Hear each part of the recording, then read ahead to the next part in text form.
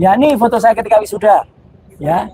Di Sentul International Convention Center pada tanggal 6 Maret 2024. Sementara foto yang tadi Mas Roy menggunakan toga. Setelah Mas Roy berhasil mempertahankan proposal disertasi di hadapan ini sebelum saya berhasil, sebelum saya dinyatakan lulus. Ini masih promovendus. Masih promovendus ya. Kalau cowok itu promovendus, kalau cewek itu promovenda. Itu enggak. Karena derajat itu hanya ada 360. Ya, jadi saya nggak pernah hiperbolik kayak si dokter palsu omong-omong itu gitu, Pak. Itu. Jadi itu penting banget, Mas. Jadi artinya moga-moga ya sekali lagi Pak Hakim Tunggal, Pak Iketut Darmawan bisa benar-benar mengerti. Karena apa? Saya melihat gini, saya minta pendapatnya Mas Gawat. Boleh. Ada banyak sekali upaya penyesatan atau upaya pemengaruhan atau penghasutan ya dari pihak-pihak yang kemudian kita mohonkan dan yang turut mohon untuk mengarahkan seolah-olah yang kita mohonkan itu adalah masuk ke dalam pokok perkara. Jadi sudah masuk, dan enggak, kalau sudah masuk dalam pokok perkara itu tidak bisa lagi disidangkan di pra-peradilan. Nah itu. Padahal sebenarnya kan kita tidak menyentuh pokok perkara, meskipun yang kita bahas itu pokok perkara. Tapi kita tidak masuk ke dalam pokok perkara. Ya, gimana? Jadi gini Mas Roy. Kita sudah memberikan batasan yang signifikan pada saat kami menyusun surat permohonan pra-peradilan. Berkali-kali di dalam surat permohonan pra-peradilan, baik secara lisan juga maupun secara tertulis, kami sudah katakan bahwa kami tidak masuk ke pokok perkara. Tetapi pengujian terhadap dua alat bukti itu memang agak sedikit menyerempet ke pokok perkara, karena tidak bisa dihindarkan. Itu kalau istilah anak-anak sekarang bicaranya di pinggir jurang. Nah, betul. Bahkan kakinya udah masuk ke jurang. Tetapi karakteristik dari pra-peradilan adalah dia mempersoalkan pokok perkara itu, tapi tipis-tipis aja. Tidak sampai pembuktian perbuatan ini terbukti atau tidak terbukti. Kita tidak membuktikan unsur pasal 32, tetapi kita mempersoalkan alat bukti. Kan alat bukti persoalkan harus melihat pada unsur pasal 32. Kan nggak mungkin kita mau bicara apa itu dokumen elektronik, apa itu surat elektronik, apa itu mengubah. Kalau kita nggak melihat unsur, kan kita menghayal dong. Nah, jadi kalau dikatakan bahwa kita masuk ke pokok perkara, saya kira begini Mas Roy, itu hal biasa. Dan hakim pra-peradilan saya kira juga paham juga, karena selalu termohon dan turut termohon ketika di-challenge dalam pra-peradilan, selalu alasan mereka selama ini begitu. Jadi ini alasan klise sebenarnya. Klise, dan bisanya cuma itu. Bahkan yang lebih lucu lagi, yang ketika saya mendengar waktu itu, saya kan agak terlambat ketika ahli ya. Tapi saya masuk pada saat yang tepat. Ketika kemudian saya waktu itu baru pulang dari UNJ ya, ngambil ijazah asli ya. Ijazahnya asli itu ya. Sekarang termul lagi mempasalkannya. Nanti lama-lama saya dibermasalah. Oh itu kertasnya. Kemudian setelah disobek bukan tulisannya UNJAS, pokoknya nanti apa ini permasalahan para termul. Aduh, ada aja. Termasuk yang slip of tongue. Iya, termasuk slip of tongue. Lagi-lagi, memang saya di depan sini sempat slip of tongue. Waktu itu saya mengatakan bahwa saya itu melakukan ujian terbuka ya. Itu adalah pada tanggal 23 Januari. Nah, waktu itu saya bilang 2026. Padahal ini aslinya. Nah, ini Januari 2024. Oh iya ya, ada tanggalnya. Ada tanggalnya. Ini bulan Januari 2024. Ini sidang. Ini sidang terbuka. Sidang jadi terbuka. Oke lah, kalau ini waktu itu dikatakan Roy Suryo salah. Oke, saya slip of tongue di sini. Tapi kan tidak, slip of tongue kan tidak berarti adalah sesuatu itu dikatakan melanggar hukum dan palsu. Karena kemudian sidangnya, ujian terbukanya ada fotonya nih. Ini fotonya ketika sidang terbuka. Kebalik. Nah, gini. Ya jelas ya. Ini jelas tuh tanggalnya 23 Januari 2024 tuh agak ketutup. Jadi ini nama profesor-profesor yang ada. Dan kemudian dikatakan, masa wisudanya lebih dulu dari sidangnya. Ya makanya Tuhan Yang Maha Kuasa, Allah Subhanahu wa Ta'ala tuh memberikan kita tuh pikiran, otak itu untuk berpikir. Ya ini foto saya ketika wisuda. Ya, di Sentul International Convention Center pada tanggal 6 Maret 2024. Sementara foto yang tadi Mas Roy menggunakan toga. Setelah Mas Roy berhasil mempertahankan proposal disertasi di hadapan ini sebelum saya berhasil, sebelum saya dinyatakan lulus. Ini masih promovendus. Masih promovendus ya. Kalau cowok itu promovendus, kalau cewek itu promovenda. Iya, betul. Kemudian Mas Roy dong mempertahankan disertasi dong. Diuji oleh dosen pembimbing, semuanya. Ada dosen B, ada dosen penguji, penguji. ada juga penguji luar, Betul. yang di luar dari UNC juga ada. Betul Mas Roy. Jadi semuanya ada. Saya biasa menghadiri sidang doktoral, jadi saya paham benar. Ini saya ketika sudah dinyatakan lulus. Nah, berarti ini pada saat Mas Roy sudah diumumkan lulus bahwa saudara promovendus, saudara berhak menyandang gelar doktor atau DR dengan segala kewajiban yang melekat pada gelar tersebut. Betul. Nah, kemudian ketika tadi di wisuda, ini foto wisudanya mana? Orang-orang tanya kan. Nih loh foto ketika saya wisuda. Lah. Soalnya ada yang mengatakan begini Mas Roy. Masa pakai toga dulu sebelum wisuda? Ya nggak boleh. Loh tadi kan pada saat seseorang mahasiswa promovendus dinyatakan lulus, kemudian di kepalanya itu dipasangkan toga bahwa gelar doktor itu sudah sah. Dan seseorang itu kalau sudah dinyatakan sah Mas Roy, mau wisuda tidak wisuda itu ini bukti ketika saya di wisuda. Dan satu bukti lagi, wisudanya tanggal berapa nih?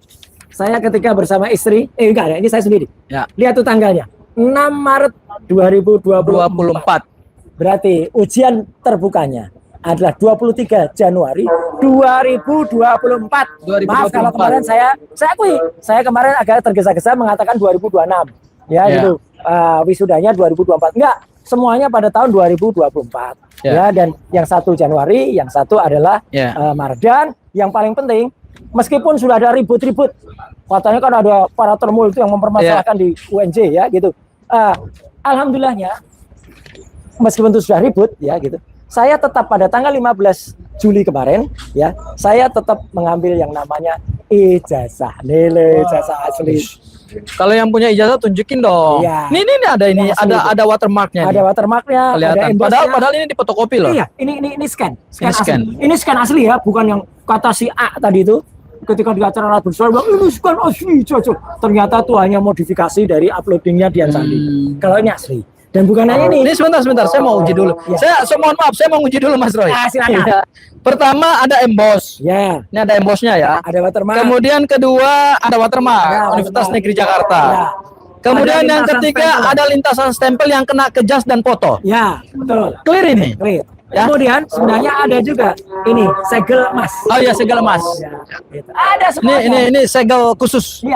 Ada semuanya. Dan ijazah itu akan dilengkapi, tidak akan lengkap tanpa yang namanya transkrip akademik. Nih transkrip nilainya. Coba saya lihat nilainya Mas Roy. Itu nilainya. S3 doktor. Kemudian IPK-nya 3,86. 3,86 ya. Gitu. B-nya cuma 1. Ada dua. Ada dua ya. B-nya 2. Jadi IP saya bukan di bawah 2. Kan ada yang IP-nya di bawah 2. Saya IP-nya 3,86. Dan ini asli dengan predikat sangat memuaskan.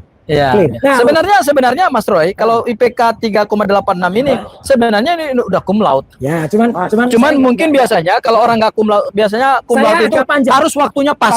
Saya terus terang, saya memang sempat cuti. Karena waktu itu saya masih ada di dalam partai. Benar. Dan ketika saya tidak, kesibukan di partai kan luar biasa.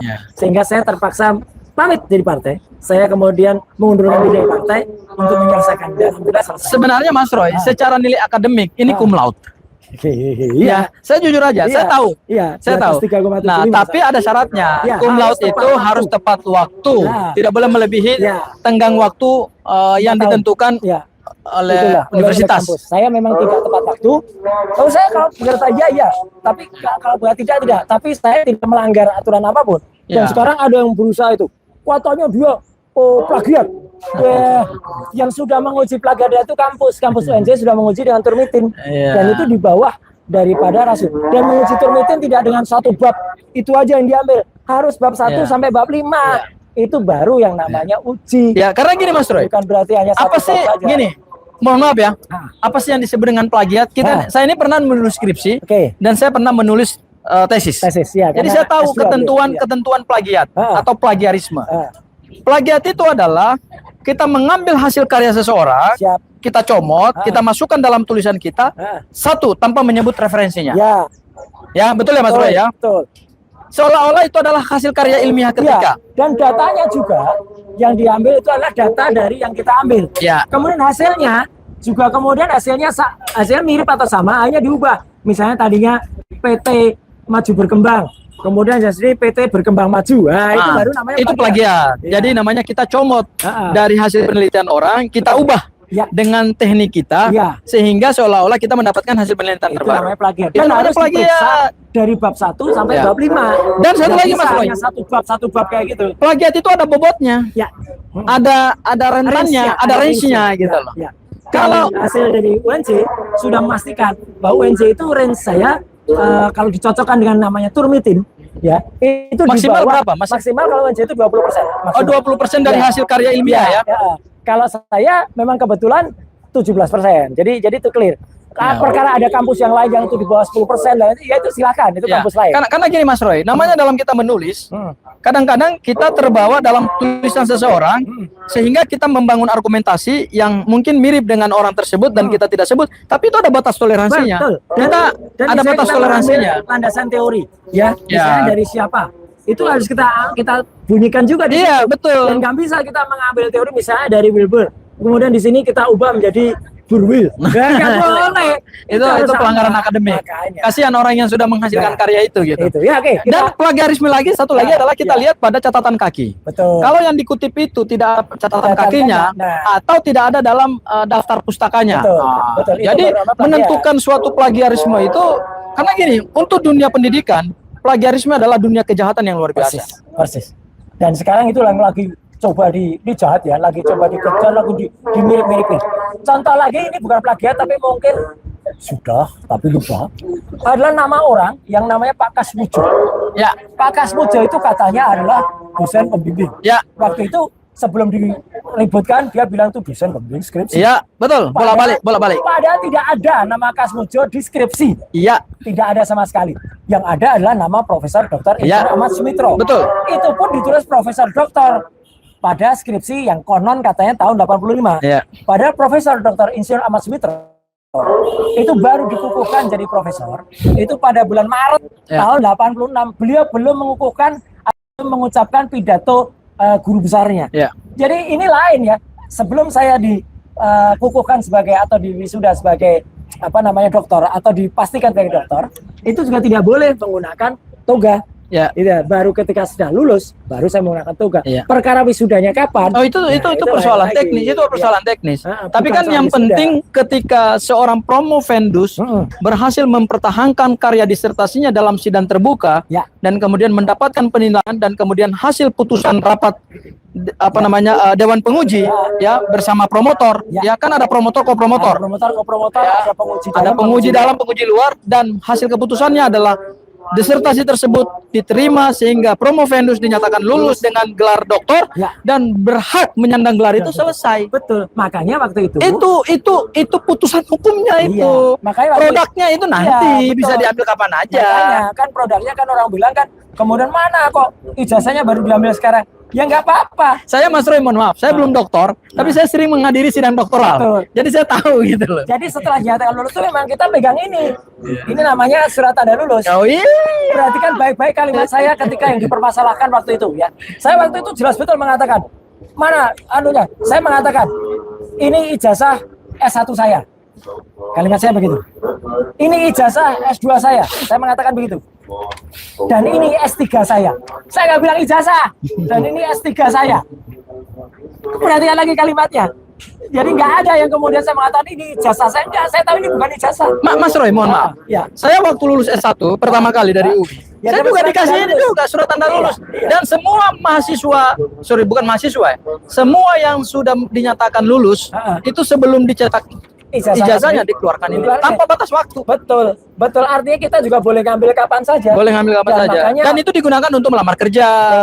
Kan para baik ke pemerintah, baik ke swasta. Itu ijazahnya pasti cetak baru itu. UNJ harus bertanggung jawab. Cetak baru gimana? Ini tanggal 31 Januari tahun 2024. Baru ini kemudian. Itu. Tuh. Mas Roy lulus bulan Januari juga dinyatakan lulus itu sidang serata muka 23 Januari. Oke, berarti benar. Ini 31 Januari. Benar. Saya wisudanya Maret. Oh iya, Maret. Dan benar. tidak mungkin ini sudah dicetak kalau kita belum membereskan semua syarat. Syarat akademik, Syarat akademik. syarat administratif, Betul. syarat finansial. Ya, itu ada semua. Makanya saya wisuda. Nggak boleh orang wisuda kalau misalnya dia belum lulus atau belum bebas perpustakaan istilahnya. Belum bebas pembayaran, nggak boleh. Ini yang mempersoalkan orang yang nggak ngerti sebenarnya. Ya, tapi ya udahlah. Dia boleh-boleh aja dia sok-sok ngaku ngerti, sok ngaku sebagai wakil alumni. Ya kita lihat saja lah nanti. Tapi Mas Roy, aku ingin kembali lagi kepada Pak Kasmojo tadi. Oh iya, ini menarik. Karena akulah yang membaca berita acara pemeriksaan. Subscribe, share, like, and comment. Subscribe, share, like, and comment. Subscribe, share, like, and comment. Subscribe, share, like, and comment. Subscribe, share, like, and comment.